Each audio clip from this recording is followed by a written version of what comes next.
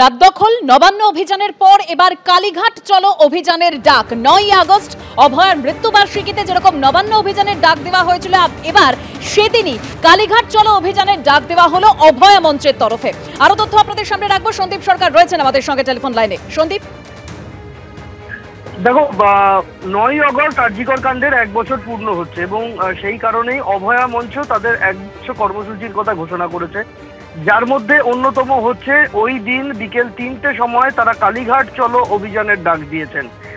হাজরা মোড়ে জমায়েত করে সেখানে মঞ্চ বেঁধে সেখানে প্রতিবাদ সভা এবং তারপরে সেখান থেকে কালীঘাটের দিকে তারা মিছিল করতে চান।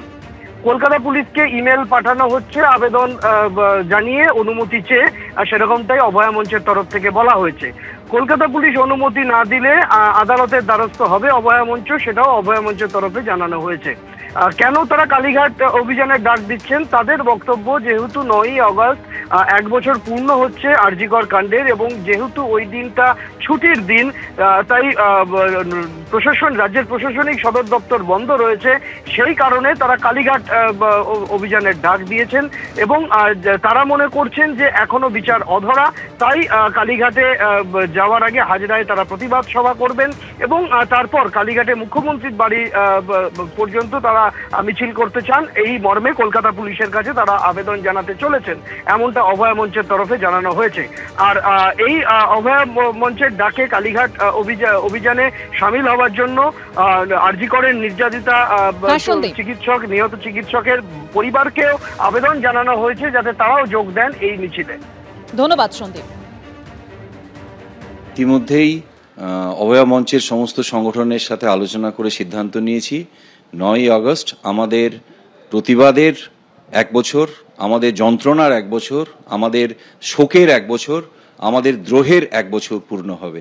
ওই দিন আমরা আমাদের রাজ্যের যিনি প্রশাসনিক প্রধান এবং পুলিশ দপ্তরের প্রধান এবং স্বাস্থ্য দপ্তরের যিনি প্রধান, একটি মেডিকেল কলেজে নৃশংস ঘটনার প্রতিবাদে আমরা ওই দিন কালীঘাট যাব।